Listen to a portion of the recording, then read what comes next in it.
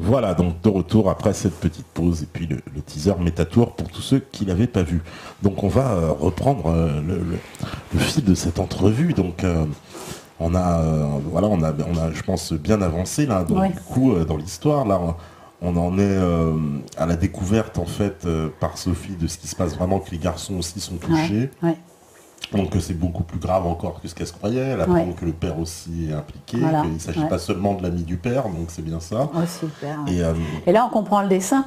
et voilà. Le premier dessin de Margot. Nous, on n'avait pas compris quand il y avait la montagne qui rentrait dans Margot. Ouais, ouais. On a cru qu'elle en voulait à son père, peut-être, de ne pas intervenu au moment du baiser. Mais en réalité, il était bien... Il était bien impliqué. Ah oui. Ouais. Ben, la montagne qui rentre, c'est le sexe qui rentre dans Margot. Hein. Ouais, C'est ça le ouais, symbole pour un pédopsychiatre. Enfin, ce qui nous a été expliqué. Hein. Alors donc là on est en novembre 2008, on apprend donc que les garçons subissent depuis un an. Je veux dire, on est resté un an sans rien savoir. Mais s'ils n'avaient pas parlé, c'est parce qu'ils avaient eu des menaces. Et puis donc la fois suivante, où on doit les avoir 15 jours plus tard, on veut qu'ils parlent un peu plus. Enfin, c'est difficile d'interroger les enfants, puis ils sont très petits. Ils tiennent pas en place, enfin bon, c'est pas facile. Donc là, on monte, Sophie et Jack vont faire intervenir le Père Noël. C'est-à-dire que, comme Noël est bientôt, ils font une lettre du Père Noël adressée aux enfants en disant, voilà, le Père Noël, il va vous apporter des jouets, etc. Mais il faut qu'ils sachent toute la vérité sur ce que vous avez, il faut que vous puissiez parler, que vous disiez toute la vérité. Alors Margot, elle écoute ça la fait un peu rire, et puis voilà, donc ça permet, parfois ils veulent se taire, mais parfois ils ont envie de parler, parce qu'il y a le Père Noël, ils y croient vraiment. Et donc, alors là, voilà. On apprend que c'est pas seulement les 3 enfants, mais c'est plein d'autres enfants, avec d'autres adultes, et que tout se passe le mercredi, le samedi et le dimanche. Alors, on apprend que tous les adultes sont nus, les enfants aussi. Il y a 2 hommes et des femmes. Il y a une femme enceinte. Il y a donc les enfants nus. Personne ne s'appelle par son prénom. Qu'est-ce qui se passe encore? Qu'est-ce qu'on sait là? Il faut dire que les enfants, lorsqu'ils disent ça, sont enregistrés. C'est pas inventé, les enfants sont enregistrés. Quelquefois filmés d'ailleurs, je les filme. Les dessins qu'ils font, par exemple, les gens qui sont nus, on voit le dessin qui est fait du zizi du monsieur avec le pipi qui va dans la bouche de la dame. Hein, c'est très clair si vous voulez. Et tout ça, tout ce que vous avez dit, de toute façon, est fondé sur les récits précis des enfants qui sont enregistrés, qui racontent séparément.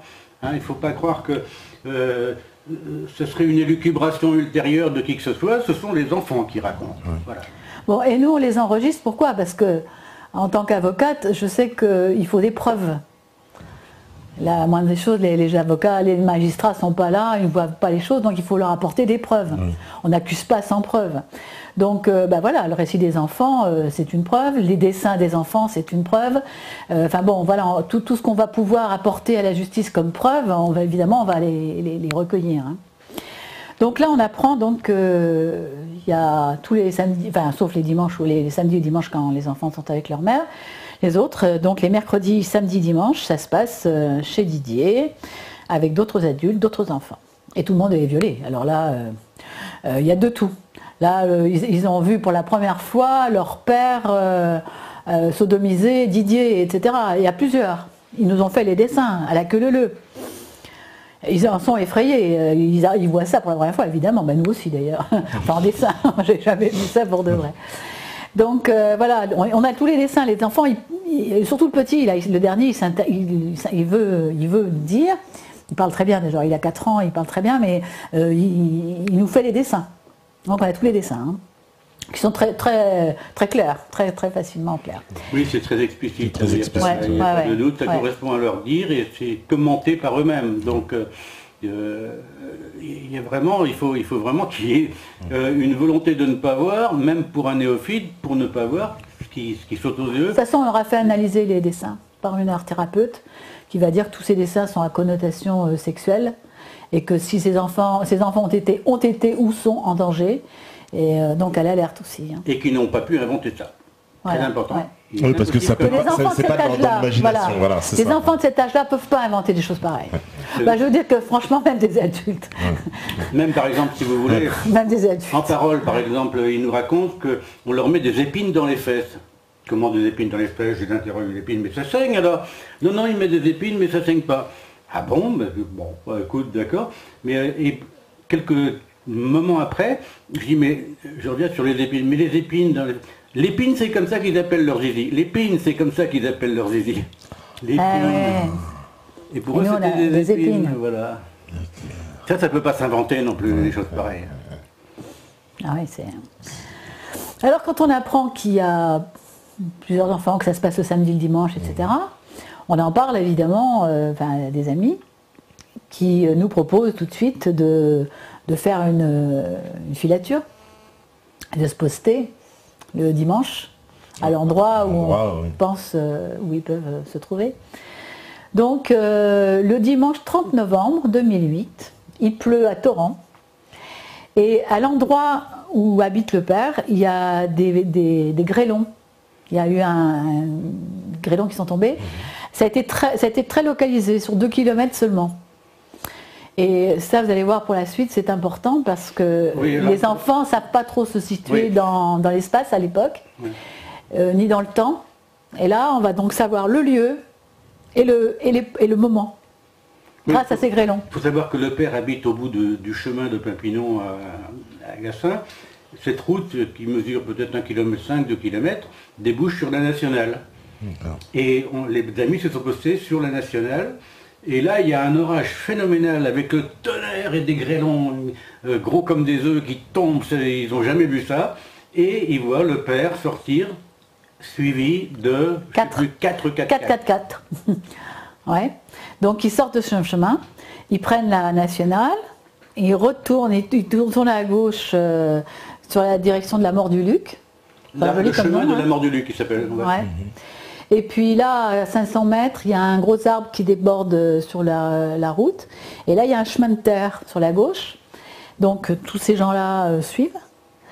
Et ils s'arrêtent à un genre d'Algeco, qui est en fin de compte qui est en fin de compte un repère de chasseurs, plus ou moins. Il y a un parking, tout le monde se gare là. Nos amis sont restés à regarder à l'entrée du chemin. Et puis, donc, ils ont vu tout le monde stationner et tout. Et là, il y a un de ces personnages qui est arrivé vers eux, une mine patibulaire, paraît-il. 5 minutes après, oui. Menaçant de voir pourquoi ils étaient là. Et donc, eux sont partis. Donc, voilà. Pour nous, on sait que, voilà, effectivement, on se retrouve à cet endroit-là. Et la semaine suivante, quand on les a, le vendredi, les enfants, ils sont très bizarres. Ils ne bougent pas, alors que les garçons sont très remuants. Ils ne bougent pas, ils sont complètement amorphes. Et ma fille me dit, là il s'est passé quelque chose de grave. C'est pas normal, enfin, ils ne sont pas comme ça d'habitude. De nouveau interrogatoire, mais enfin toujours doucement, c'est toujours très délicat. Hein. Donc on essaie de savoir ce qui s'est passé le dimanche précédent, etc. Alors là ils nous disent qu'ils sont allés dans une maison, enfin non, c'est pas comme ça. On ne peut pas les faire parler, on n'ose pas les faire parler. Et Sophie dit au contraire à Hugo, écoute, fais-moi un dessin. Fais un dessin, comme ça. Puis tu me l'expliqueras peut-être. Alors il se met à dessiner une petite maison sur 3 roulettes, 3 roues. Et puis il fait de la fumée, etc. Puis il dit, puis là, dans cette maison, il y a plein de sang. Il y a du sang partout, partout. Et puis il le montre, il fait des taches d'encre et il les étale pour montrer le sang. Il le fait bleu-violet. Il y a du sang partout. Il insiste. Il dit, faut partir de là. Et puis il fait une voiture avec une antenne, sans chauffeur, qui est au-dessus de la route pour partir. Et puis il montre le chemin qu'il faut faire et retourner dans la maison qui est là, qui est au-dessus, qui est calme. Sophie et moi, on se regarde. Puis je lui dis, mais si c'était vrai, s'il y a du vrai là-dedans, est-ce qu'il n'y a pas eu quelque chose de... Quel est ce vrai? Voilà. Alors là, vous l'avez interrogé. Là, les enfants racontent, en fin de compte, que il y a eu dans ce mobil-home, enfin c'était le GECO, ils se sont fait violer. Il y avait 6 hommes. Voilà. Dont leur père et Didier. Et ils sont ensuite partis dans la forêt. Il y a une forêt juste au-dessus. Et là, ils ont rencontré un petit garçon des rues. Un petit garçon perdu, un petit garçon des rues. Ils nous disent, ils le nomment comme ça, un petit garçon des rues. Et là, ce petit garçon des rues, les adultes courent après. Le père attrape ce petit garçon des rues au lasso. Et le petit garçon des rues doit faire quelque chose de désagréable parce que le père dit « tu vas me le payer ». Et puis... Il s'est débattu. Il s'est débattu comme il a pu. On apprend ensuite que ce petit garçon, je ne sais pas qui, lui coupe un pied, puis l'autre pied, au-dessus de la cheville. Les enfants racontent ça. C'est filmé, raconté, enregistré et filmé. Hein. C'est les enfants qui racontent. Et puis... le petit est tombé dans les pommes. Il est tombé dans les pommes et ça finit par l'égorgement du petit garçon. Et ensuite, la mise dans un trou que le père... Dans le cœur. Un coup de couteau dans le cœur. Et puis on met le petit garçon dans le trou que le père a creusé. Il précise que c'est le père qui a creusé, en jetant d'abord les pieds, puis ensuite le corps. Et puis voilà l'affaire qu'il raconte. Alors il y avait quelqu'un qui était avec des jumelles pour regarder tout autour. Et les enfants nous ont dit qu'il y a un monsieur qui a donné une liasse de billets au père avant cet événement. Et là, ce n'est pas le père qui égorge, c'est l'ami du père. C'est l'ami du père. Ouais. Voilà. Alors finalement, on s'aperçoit que ça correspond le dimanche, c'était bien ça, le jour des grêlons, parce que justement les enfants nous parlent des grêlons. Oui, oui. Donc on a pu savoir que c'était bien ce dimanche-là. Quand nos amis ont vu l'Algeco, le petit qui dessine, c'est un genre d'Algeco, la maison sur roulette, sur roue. Donc on s'aperçoit que c'est bien, et le jour des grêlons, donc c'est bien le dimanche que nos amis avaient vu. Alors l'endroit, je le dis tout de suite, l'endroit 2-3 mois plus tard, on va se promener avec les enfants. On veut trouver où c'est exactement, c'est quoi cette histoire racontée. Donc on veut retourner à cet endroit-là, et Margot a hurlé, il ne faut jamais aller là, il ne faut pas aller là. On n'a pas le droit d'y aller, on n'a pas le droit d'aller là. Voilà. Donc elle était vraiment traumatisée par cet endroit-là, On n'a pas pu rentrer c'était dans le clair, chemin. on n'a pas pu. C'est-à-dire en allant, Là on avait un ami avec nous. Près de l'endroit, elle a reconnu, elle a été terrorisée. Terrorisée. Et là, une des 2 personnes qui avait été là le dimanche pour les voir, était justement dans la voiture ce jour-là, où il a témoigné d'ailleurs, pour dire que Margot était terrorisée, n'avait pas voulu retourner à cet endroit-là. Et vous avez un site internet qui s'appelle amilisa.org. Sur ce site amilisa.org, il y a d'ailleurs enregistré les enfants, ce qui leur a fait le plus peur, etc. Et ils racontent justement ces leçons du petit garçon. Ça les a vraiment traumatisés. Hein, ceux qui vont sur le site amilisa.org, fait d'ailleurs par quelqu'un qu'on ne connaissait pas et qui est en prison actuellement. Il a été mis en prison, lui, comme par hasard. Et là, comme ça, il ne peut plus parler. Qu'est-ce qui vous a fait le plus peur? C'est le son du petit garçon. Voilà, ça c'est traumatisé. Ah ouais, c'est sûr. Alors là, Sophie se retrouve en face de... C'est un truc effrayant. Alors là, c'est... Oui, Là, c'est horrible, oui, horrible. Que faire? Que faire? Alors, elle avait porté plainte pour viol de sa fille à la gendarmerie de Saint-Tropez, à la brigade de recherche, en 2007. On lui retire ses 3 enfants le lendemain de cette plainte. Là, on apprend plus grave. Elle ne retourne pas à la gendarmerie. Ouais. Pas question. C'est pas possible. Elle écrit au président de la République. Nicolas Sarkozy. Voilà. Donc là, elle fait une lettre alors avec toutes les pièces que l'on a, avec les dessins des enfants, parce que là, chacun a dessiné là, ce jour-là après. Quand ils nous ont raconté, chacun a raconté, ça a été enregistré, etc. Et chacun a fait des dessins. Le dernier a fait des têtes, et il met une croix dedans et dit ça c'est mort. Et alors, un truc bizarre, c'est qu'on leur fait dire que c'est le petit Jésus qui est mort. Donc est-ce que c'est pour nous tromper? Si jamais, parce que ça les a marqués, les enfants, ils ne peuvent pas taire en fin de compte ça. Et donc c'est Jésus qui est mort. Alors que leur père n'est pas du tout croyant ni rien. Ils nous apprennent que c'est Jésus qui est mort. Donc on peut croire que Il parle de Jésus parce qu'il va y avoir Noël bientôt, je ne sais pas. En tout cas, voilà. Alors, le dernier nous fait des dessins, il fait des ronds avec une croix à l'intérieur, il est mort. Hugo nous a fait, lui, le sang partout, la voiture. Margot, je ne sais plus ce qu'elle a fait comme dessin. Enfin, aussi un dessin qui est assez aussi significatif. Il raconte un peu ce qu'ils ont vu en dessin. D'accord. Donc, ma fille à Sarkozy fait une lettre en expliquant tout, en donnant les détails qu'elle peut, pour que le père soit entendu quand même. Donc elle donne tous les détails, puis en disant même, faites attention, parce qu'il est capable de tuer les enfants, il est capable de tout. C'est grave ce qu'il a fait, donc faut y aller doucement. Donc voilà, elle écrit, cette lettre est envoyée par fax avec toutes les pièces. On a 150 pages, et donc une centaine de pièces. Au président de la République. Avec toutes les décisions de justice qui avaient été prises, tout ce qu'on peut, qui permettent de comprendre et de croire évidemment à cette affaire. On fait compte tous les éléments qu'on vous a racontés depuis le début. Là, on a les preuves. Voilà. Le rapport du docteur Sokolowski, qui est évidemment très important, c'est pas rien. Là. Donc elle envoie tout ça, on envoie tout ça par fax, c'est-à-dire qu'on reste 3 ou 4 heures avec le secrétariat de l'Élysée. Tout le monde est au courant à l'Élysée. Alors là, donc on leur envoie ça, on leur envoie en chronopost et on leur envoie en même temps tout le dossier en lettres commandées avec AR. On ne peut pas dire qu'ils l'ont pas reçu. Non, ça c'est clair. Et je vous dis, le fax, on est resté, en plus il manquait de papier parfois. Donc ils demandaient d'arrêter, on les avait souvent au téléphone, arrêter, là on va remettre du papier, etc. Donc vraiment ils sont parfaitement au courant. On n'a pas de nouvelles avec ça, après ça. Pas de nouvelles, pendant un certain temps. Donc on a les enfants encore pour Noël, je ne sais plus si c'est Noël le 1er janvier. Ah oui, pour janvier. On les a encore pas pour Noël, elle les a pour janvier, et là on retourne toujours à la montagne. Ils font du ski, ils sont heureux, tout va bien, ils sont contents. Et puis en rentrant du ski, Jacques veut prendre il y a du verglas partout. Et il y avait exactement un petit chemin où je pouvais passer sans prendre de risque de glisser, je tenais Margot par la main. Mais comme il y avait une butte de neige et de glace à droite sur lequel avait été mis un tapis en caoutchouc, je me suis dit, pour pas glisser, bêtement d'ailleurs, je vais mettre le pied sur le tapis en caoutchouc. Et par malheur, le tapis en caoutchouc que je croyais très dur, très sec, bien adhérent, était couvert de glace.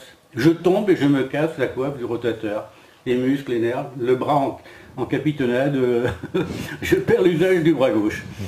Ça c'est pour vous dire ce qui va arriver après, mon intervention chez le docteur Bataille, où je vais me faire soigner chez le docteur Bataille. Ça c'est pour vous indiquer ce qui va se passer après. Voilà, donc il est soigné sur place évidemment. Et puis là, nous, en face de ce qu'on venait d'apprendre, enfin du meurtre du 30 novembre, un petit garçon, alors c'est un petit garçon qui a 5-6 ans, qui a 5 ans, qui ressemble, qui a un petit peu du même âge que l'enfant du milieu, etc. Le deuxième, là, Hugo.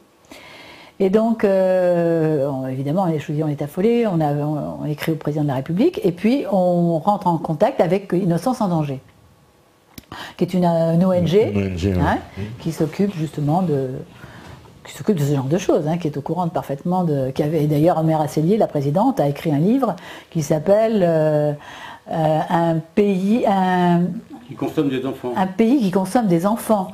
C'est pas ça le titre. Non, c'est pas tout à fait ça, mais enfin c'est la France qui consomme des enfants. Voilà, c'est je sais plus quoi, le titre exact, mais enfin voilà, c'est des histoires assez abominables. Bon, enfin, c'est à lire, c'est très bien à lire. J'avais lu aussi le livre de Serge Garde avant, qui était le pays de la honte, là je ne sais plus quoi aussi, sur les réseaux Zandvoort et autres. Donc là, nous on prend rendez-vous à Paris avec Innocence en danger. Et puis Omer Asselier vient le jour où on y est. On lui raconte toute notre affaire pour qu'elle fasse aussi éventuellement des recherches sur Internet, voir s'il n'y avait pas, si on pouvait trouver quelque chose, ou voir les enfants peut-être sur Internet. Donc voilà, et là, ce jour-là, on est le 16 janvier 2009. Sophie téléphone le lendemain à ses enfants. Qui étaient avec le père dans le sud. Les enfants étaient avec. Voilà. Et Sophie téléphone à ses enfants. Et là, ils lui disent qu'ils sont en train de faire du vélo.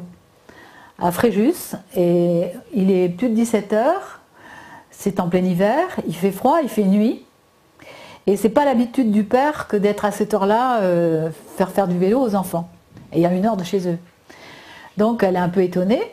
Le père c'est un couche-tôt et un lève-tôt, hein. Maçon, il se couche tôt, il se lève tôt. Donc elle est un peu étonnée. Alors on les a la semaine suivante, et ils sont encore bizarres là. Et on dit, mais vous étiez samedi dernier? Ah ben, on est allé, ah oui, quand vous étiez allé faire du vélo. Mais comment ça se fait que c'est si tard? Et ben, avant on est allé dans une villa, chez des amis de papa, au bord de la mer, au bord de la plage. Alors je dis à Sophie, écoute, on fait rien.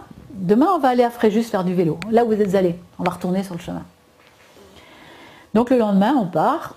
Et puis arrivé à l'entrée de Sainte-Maxime, Margot nous dit, ah, tournez là. Et on rentre dans une propriété privée, avec code et tout, mais le portail était ouvert. Et puis tournez là, et puis là, et puis là, et on arrive à une maison que Sophie reconnaît, parce que c'était la maison de quelqu'un de très riche, que le père avait construite. Et quand ils étaient déjà séparés, mais c'est une maison tellement particulière qu'il avait tenu à la montrer à Sophie. D'accord. Voilà. Donc elle avait une piscine immense, une salle de cinéma, enfin bon, il y a pas mal de choses. Et donc elle reconnaît la maison. Et on sait que c'est donc le père qui l'avait construite. En tout cas, lui-même, il travaille dans une entreprise qui construit des maisons de milliardaires. Il avait d'ailleurs dit à l'époque qu'il aurait aimé faire des affaires avec cette personne. Donc les enfants nous disent qu'ils ont passé, avant d'aller faire du vélo, ils étaient allés là, dans cette maison. Bon, on regarde le nom à l'extérieur, etc. Enfin, essayer de voir. Il y a les volets sont fermés, il n'y a personne. Et puis il y a une petite talus à côté, et puis il y a Hugo qui monte, et puis qui dit, ah maman, regarde, c'est par là qu'ils ont enterré l'enfant. Alors Sophie dit, non, vous vous trompez, c'est tout à fait à l'opposé, c'est là-bas. Ah non, mais là c'est une petite fille. Bon, on ne dit plus rien, on rentre à la maison, et de nouveau, interrogatoire l'un après l'autre. Et là on apprend qu'une petite fille de 4-5 ans, blonde, aux yeux bleus, dans cette maison. Donc il y avait des hommes et des femmes. La première fois il y avait 6 hommes. Hein. Là il y a des hommes et des femmes.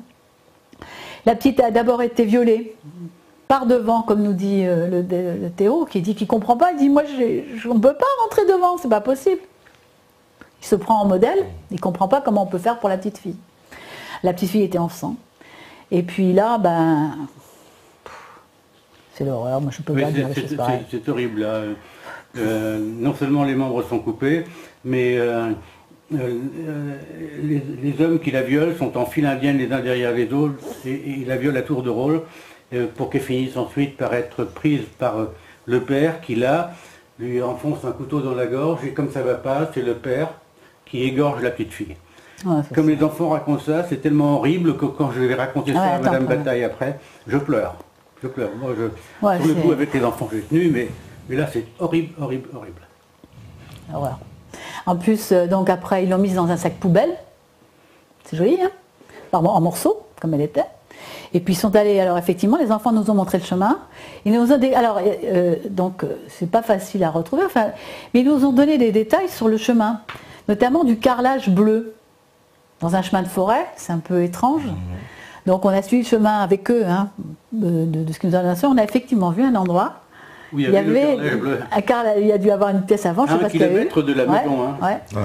Il y avait bien du carrelage bleu, donc c'était bien sur le chemin, on avait bien avancé. Ils nous ont dit aussi comment, on leur a demandé comment ça se passait, s'ils voyaient la ville sur la gauche ou sur la droite, etc. Enfin, bon, on a réussi à peu près à trouver l'endroit. Mais alors là, la forêt, vous êtes à 10 cm près, il faut encore creuser. On n'arrive pas, on creuse toute la forêt pour trouver, c'est très difficile. Et heureusement qu'on n'a rien trouvé d'ailleurs, parce qu'on nous aurait mis ça sur le dos. Ouais. Donc il valait mieux pas, trouver. Heureusement qu'on n'a rien trouvé. Ouais. Bon voilà, donc là on apprend le deuxième meurtre d'enfant. Que faire? Que faire quand on apprend une chose pareille? On ne peut pas en parler à la gendarmerie. On a écrit au président de la République. Il n'y a pas de nouvelles, il n'y a rien. On est complètement sans moyens. On ne sait absolument pas quoi faire. Alors là, il se trouve que Jacques, lui, il a tout le temps mal à l'épaule. Avec ma coiffe du rotateur. Ça ne s'est pas guéri. Il avait été soigné sur place, mais 1 mois plus tard, il a toujours mal. Et il veut voir un rebouteux, il veut voir un kiné. Ah non, pas un kiné. Tu veux voir un ostéopathe. Un ostéopathe, ouais. Mais Sophie lui dit non, non, non. Avant ça, va voir le médecin. Et puis tu verras si le médecin te conseille, ce qu'elle te conseille. Et elle lui dit, va voir le docteur Bataille, puisque c'est elle qui connaît les enfants. Nous, Jacques l'avait jamais, il l'avait vu, parce qu'il avait accompagné les enfants déjà dans le cabinet, mais il n'avait jamais ausculté. On verra après qu'elle ne me reconnaît pas quand je vais chez elle. En fait. Donc, et alors, entre-temps, il se trouve que Jacques, il n'entend pas très bien. Donc, oui, il est un peu sourd. Donc il a pris, pour pouvoir entendre la conversation et ce que pouvait dire le médecin, il a pris un dictaphone pour enregistrer ce que le docteur allait me prescrire, en fin de compte. Voilà. Donc il va voir le médecin, elle ne le connaît pas, il se dit bonjour, et puis au bout d'une fois que la consultation... Alors, le médecin, quand je vais voir le médecin, regarde ce que je peux avoir et dit oh là là, mais oui, là c'est bien la coiffe du rotateur, il va falloir aller tout de suite soigner ça, et prend rendez-vous pour moi pour faire une radio, une IRM de l'épaule, elle me donne des médicaments pour moins souffrir, et je lui demande, parce que j'habitais Toulon avant, si elle peut être mon médecin traitant. Et elle me dit oui, bien sûr, je peux, oui, alors mon nom, mon adresse. Et je lui dis, je suis le... Elle ne me connaissait pas, d'ailleurs comme c'est enregistré, on voit très bien qu'elle ne me connaissait pas. Et je lui dis, oui, je suis le beau-père d'Éric Mignot. Éric Mignot, dont les enfants, et de Sophie Julie, dont les enfants ont bien des malheurs. Elle me dit, ah, oui, oui, je sais, je suis au courant. Et là, autant j'avais tenu le coup avec en racontant le meurtre quand les enfants m'ont raconté le meurtre de la petite fille, là, je m'étends et je raconte le meurtre de la petite fille qui m'avait paru tellement abominable que c'est comme une séance de thérapie pour moi. Je raconte ce meurtre en pleurant. Et bon, la fin de la conversation se passe, elle me donne le médecin à aller voir, elle téléphone elle-même au médecin qui était allé voir, elle a accepté donc de me prendre comme médecin traitant, et puis voilà. Donc pour le moment ça s'arrête là, et je vais moi après consulter effectivement les médecins qui constatent que la coiffe du rotateur c'est une chose grave. Elle me propose après d'ailleurs de me faire opérer, je ne suis pas trop chaud, je ne le fais pas, mais enfin je continuerai à la voir après, comme on va vous raconter. Ouais. Donc là, quand Jacques lui raconte tout ça, elle reste impassible, elle dit rien. Il l'a trouvée un peu froide en face de tout ça, enfin bon, elle dit rien. Je vous dis la façon, enfin on a su des choses, mais là je vais vous dire comme on l'a vu nous, comme ça nous est arrivé. Un mois plus tard, nous sommes convoqués, Jacques et moi, à la gendarmerie de Saint-Tropez, à la brigade de recherche. Et on demande pourquoi, enfin bon, il nous est dit, ben, c'est sur les dénonciations de docteur Bataille. Ouf! Ah non, je vous ai pas tout dit. C'est pas ça. Ah ouais, il y a quelque chose qui manque. Voilà. Donc Jacques, Jacques est allé c'était le 4 janvier, le 4 février. Je suis allé voir le docteur Bataille le 4 février. Voilà. Le lendemain, le petit Hugo est malade. Il a 39 de fièvre, il est très malade. Et l'école, le directeur de l'école appelle le père pour venir prendre le petit, l'amener chez le médecin. Donc, ils vont voir le docteur Bataille, c'est toujours le même. Et le vendredi, Sophie a les enfants. Donc, mercredi, Jacques est chez le médecin. Jeudi, Hugo et le père sont chez le médecin. Et vendredi, Sophie a les enfants. Et Hugo, alors ça, c'est une mère qui peut le ressentir. Hugo, évidemment, il est malade, mais il va pas très bien. Et Sophie lui dit qu'est-ce que ça va. Il est choqué. Il est choqué. Voilà. Ouais. Elle dit ça s'est pas bien passé chez le docteur Bataille. Qu'est-ce qu'il y a? Il dit non. Il dit mais qu'est-ce qui s'est passé? Il dit elle m'a traité de con. Il dit bah pourquoi elle t'a traité de con? Alors il raconte. Il dit que dès qu'ils sont rentrés dans le cabinet, le docteur a dit à Eric, au père, papa, oui. Il a dit à papa, donc si on parle des niveaux, ils sont au courant de tout. Et lui, il dit, comment tu sais ça? Et elle lui dit, Jacques Maillard. Et elle dit à Hugo, c'est toi qui as parlé, petit con. Et si tu continues, ton père va tuer un autre enfant. C'est ça qui l'a choqué, le petit. Il nous raconte ça. Alors lui, il était effrayé parce que ils avaient été, ils avaient été menacés de mort, eux, et nous. Et donc là, il avait parlé. Il était pris en flagrant délit. Ouais. Et donc le pauvre, j'imagine dans quel état il pouvait se trouver. Effrayant, quoi. Et puis le médecin qui défend le père, finalement. Enfin bon, donc qu'est-ce qu'on peut comprendre dans un truc pareil? Alors donc il nous raconte ça c'est encore aussi enregistré. Et puis il se trouve que donc voilà, il se trouve qu'ensuite en mars nous sommes convoqués à la gendarmerie. Donc un mois après. Un mois après. Oui, et le gendarme nous dit, c'est sur les dénonciations du docteur Bataille. Donc on dit, ça y est, ouf. Elle a piégé Éric Mignon. Elle a prévenu la police, elle a piégé Éric Mignon, tant mieux, enfin ça va s'arrêter. Voilà. Puisqu'elle avait la preuve en disant ça, que lui il n'a pas été étonné quand elle lui a dit son courant de tout, il n'a pas demandé de quoi, il a dit, comment tu sais ça? Et il l'a tutoie en plus. Ouais. Ça c'était bizarre, il a tutoie, comment tu sais ça? Ouais. Donc, alors, nous, on ne voulait pas parler avant aux gendarmes. On avait trop vu ce qui s'était passé la première fois. Donc, on se méfie. D'autant plus qu'il faut se rappeler que madame, la psychologue, nous avait dit, il ne vous reste plus qu'une chose à faire, c'est porter plainte. Encore faut-il tomber sur les bons gendarmes. Ouais. C'est qui les bons gendarmes? C'était pas ceux-là en tout cas, puisqu'ils avaient enlevé les enfants à leur mère. Donc, de toute façon, on n'a pas le choix. On est convoqué à la gendarmerie, on est convoqué, on doit répondre. On ne va pas faire une dénonciation, on est convoqué, on doit répondre. Voilà. Et moi je vous dis, il faut tout dire, puisque même, tant pis, bon, pas bon gendarme, peu importe, je vais tout dire ce qui s'est passé. Voilà. Dans le détail, en respectant scrupuleusement ce qu'ont dit les enfants. Et donc, je raconte, effectivement, le médecin, le gendarme qui s'appelle Ansel, me dit, mais vous n'avez pas fait partie d'une secte, etc. Je dis, les sectes, non. Ah, oui.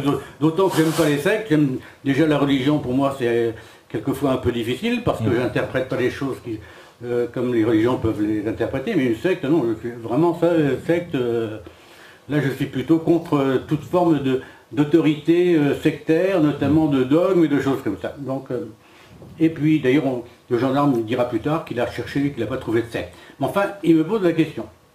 Et donc il interroge Brigitte également. Voilà, ça dure 7 heures. Hein. Ah oui, 7 heures, ouais, garde à vue. Ouais. Bon, lui, c'est pas garde à vue. Interrogatoire. Oui, interrogatoire, mais ça prend ce temps-là.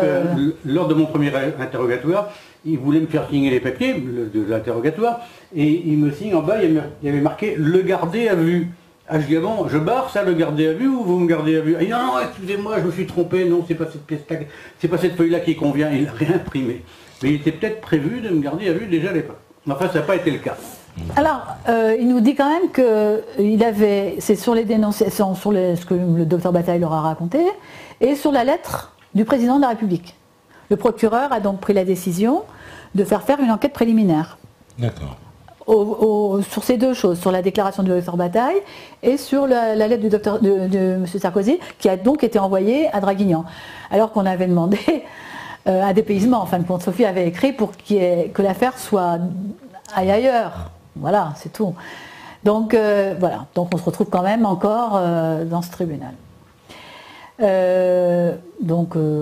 Voilà, le gendarme nous dit, vous avez continué votre... Enfin, on avait... Faites votre enquête. Je lui dis, voilà, qu'est-ce qu'on peut faire? Il me dit, faites votre enquête. Alors je lui dis, on peut prendre des photos, pour enregistrer, etc. Oui, prenez tout, c'est très bien, allez-y. Au contraire, plus il y a d'éléments, comme ça, voilà, la chose sera claire. Toujours les preuves. On a fait venir aussi, on a pris aussi deux personnes pour filer, qui ont fait des filatures. Ça nous a coûté encore pas mal d'argent, mais enfin bon, je veux dire qu'on a joué le jeu que demander de apporter des preuves de ce qui se passe. Et puis ensuite on arrive, alors il se trouve aussi que chaque fois que Sophie doit avoir les enfants, avant les vacances et tout, il se trouve que le juge des enfants, à la dernière minute, envoie un mail, un fax au directeur de l'école pour que Sophie n'ait pas les enfants. Il y a toujours un changement de... Voilà, donc souvent, il lui arrive qu'elle n'a plus les enfants pendant un mois. Quoi. Ouais. Ensuite, mars, il y a les vacances de Pâques, donc elle ne les a pas comme elle devrait les avoir. Le 20 février, elle devait avoir les enfants pour le week-end, elle ne les a pas eus. Enfin bon, il y a pas mal de recul, de choses qui ne se font pas. Et puis, ah oui, alors, chaque fois aussi qu'on a les enfants, on apprend des choses nouvelles. Qu'on a dit d'ailleurs tout de suite, on avait appris, après les 2 premiers meurtres, là, on en a appris 3 d'un coup. 3 autres meurtres? Oui, 3 enfants à la fois, en même temps. 2 petits garçons, une petite fille. Donc ça, on le dit d'ailleurs au gendarme Ancel. C'est-à-dire que le gendarme Ancel, lui, quand il a été saisi par le procureur, dès le 10 février, il a d'abord posé ses vacances. 3 semaines de vacances. On lui parle de meurtre d'enfant. Il pose ses vacances. Et il pose ses vacances. On lui accepte. Et il n'y a personne d'autre pour prendre le relais dans l'enquête. Donc il commence son enquête le 7 mars. Et nous, entre-temps, on a appris 3 meurtres supplémentaires. Ça fait 5. Donc, interrogé par le gendarme, on le dit, ça. On le dit, rajoute les vidéos des enfants et les enregistrements. Là, avec des dessins. Il y a un dessin qui paraît partout, d'ailleurs. Un dessin très flagrant. C'est encore atroce. Ça, c'est 3 enfants. Accrochés par les bras. Ouais, avec les mains coupées.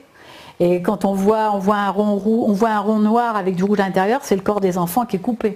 C'est le petit de 4 ans qui nous le dessine. Parce qu'ils racontent qu'ils ont été éventrés, bouillot par terre, etc. Ah, il nous montre bien, il nous explique tout ça. Il fait un peu en dessous qu'il n'a pas brûlé trop, mais un peu. Voilà, c'est encore des choses abominables. Et quand ça, tu as eu le lieu, on a eu le lieu d'enterrement, d'enfouissement. C'est l'endroit où ça s'est passé. Et ensuite, d'ailleurs, dans ce cas-là, ils ont coupé les chairs des enfants et ils les ont mangées. Et ils ont enterré les os dans le jardin, sous la butte, là où il y a les fleurs. Tout ça, moi je dis ça à M. Ancel, je lui raconte. Et 2 jours plus tard, il y avait effectivement une pelle qui allait enlever, s'occuper des choses, sauf que c'était le père qui pilotait la pelle. Non, c'est pas possible. Le père des enfants? Ouais. Qui pilotait la pelle demandée par la justice Pas commandé par la justice, peut-être, mais il était au courant qu'il fallait peut-être enlever les choses, et on a retrouvé d'ailleurs un bloc de béton de l'autre côté du chemin, de l'endroit où ça se trouvait. Bon, enfin, mais oui, c'est des choses impossibles. Et comme les photos sont prises, c'est indubitable, hein, voilà. Après, moi, je vais pour ma coiffe du rotateur chez le docteur Bataille. Non, attends. Donc là, ça, on est en mars, là, on apprend encore donc ces 3 meurtres supplémentaires, peut-être un autre aussi. Et Jacques retombe sur son épaule. Alors, il tombe jamais, il n'est jamais malade. Et là, un magasin, une grande surface, là, il y a une bouteille d'huile qui est tombée, il glisse dessus et il retombe. Il retombe sur l'épaule. C'est un truc impossible. Le magasin géant de la Fou, ils ont mis les bouteilles d'huile en tête de gondole, juste devant les caisses. Et quelqu'un était passé, avait fait tomber une bouteille d'huile et l'huile était rentrée. D'accord. Est allée par terre. Je passe dessus et je retombe. Et je retombe sur mon épaule. Donc je retourne voir le docteur Bataille. Et là, chez le docteur Bataille, quand je lui raconte ce qui m'est arrivé, je lui dis, et puis au fait, je vous félicite, hein, vous avez bien piégé Éric Migaud, hein. Alors elle est toute heureuse, on le voit, en plus ce jour-là j'avais pris le stylo caméra, et c'est enregistré, il y a stylo caméra, je filme, et on voit le médecin qui est toute heureuse et tout, vous avez bien piégé Éric Migaud, ah oui, et alors vous avez, quand Éric Migaud est arrivé avec Hugo, vous lui avez dit, ils sont au courant dessous, c'est bien ça? Elle dit oui, elle me dit oui, enregistré, filmé. Et le père a demandé, comment tu sais ça? Mais oui, c'est ça. Et vous avez traité le petit de petit con. Elle me dit oui, c'est tout à fait, oui. Alors je lui dis d'ailleurs, quand vous allez le revoir, il faudrait voir ça et essayer d'arranger parce que ça l'a traumatisé. Tout ça, c'est enregistré, filmé. Donc, elle me raconte les aveux du père. Comment tu sais ça? Et ça, c'est enregistré, filmé, donc on ne peut pas dire que ça n'existe pas. Elle confirme tout ce qu'a dit Hugo. Tout ce qu'a dit Hugo. Donc nous, on avait enregistré Hugo, mais on peut dire la parole des enfants, alors que je pense que c'est la parole des adultes qui est quand même moins fiable. Ils savent mentir. Un enfant, c'est difficile d'inventer des choses pareilles. Et donc Hugo nous raconte ça, c'est enregistré, et après on redit tout ça au docteur Bataille qui confirme. Donc elle confirme finalement les aveux du père. Au moins pour les 2 premiers meurtres. Parce que c'est les deux premiers dans le. Raconté que 2 meurtres. Oui, oui. Voilà. Donc ça c'est raconté, ça au moins là, il y a les aveux. D'accord. Une semaine plus tard, tu vas avec les enfants chez le docteur Bataille, mais parce qu'ils étaient malades, une bronchiolite, donc on est retourné. Ah oui, mais alors il se trouve quand même que quand tu es sorti de chez le docteur Bataille, Eric, le père des enfants, a téléphoné à Sophie furieux. Qu'est-ce que tu allais raconter à Bataille? Ils s'étaient aperçus, ils se sont aperçus de que ça tournait mal là.